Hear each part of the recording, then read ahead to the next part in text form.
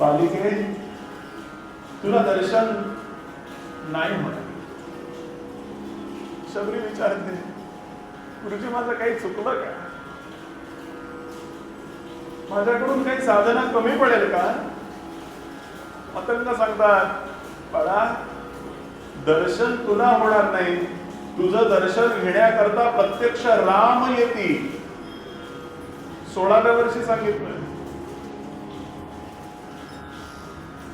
आणि त्यांना जो निरोप द्यायचा आहे तो सांगितला. आणि आता मतंगाने देह ठेवला. वयाच्या 16व्या वर्षी शबरीनं साधना काय सुरू केली हो? त्या रानमेवा तो जमा करावा, कुठल्याही क्षणी भगवंत येईल. आज आपल्याला हे वाटत नाहीये कुठल्याही क्षणी आपले सद्गुरू आपल्या समोर येतील, आणि म्हणून घोटाळा झालाय. ते शबरीला वाटत नाहीये म्हणून उद्धार झालाय. 16व्या वर्षी सुरू केलेलं हे साधन सद्गुरूंनी सांगितलेलं, रोज त्या परडीमध्ये ती बोरं म्हणा, तो रानमेवा आणून ठेवावा. भगवंताला तो द्यायचा आहे ना, म्हणून ती खाऊन बघावी, चाकून बघावी. किती वर्ष साधना केली हो. ज्या वेळेला मतंगाने देह ठेवला त्यावेळेला शबरीचं वय होतं वर्ष 16.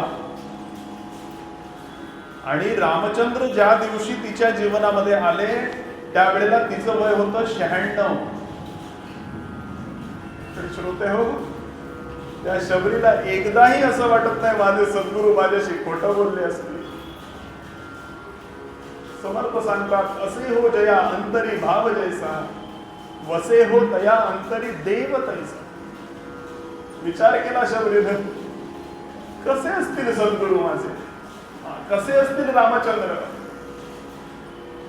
शबरी विचार करते, कसे असतील म्हणजे जसे माझे सद्गुरू तसे रामचंद्र.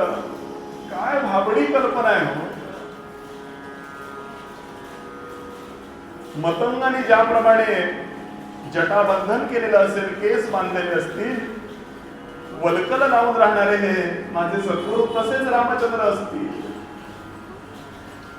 एकदाही बाय चान्स ज्याला म्हणतात ना, एकदाही वाटलं नाही शबरीला की खोटं बोलले असतील.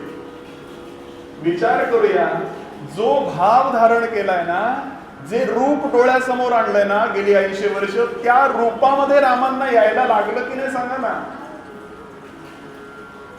वल्कल धारण केलेली होती रामांनी.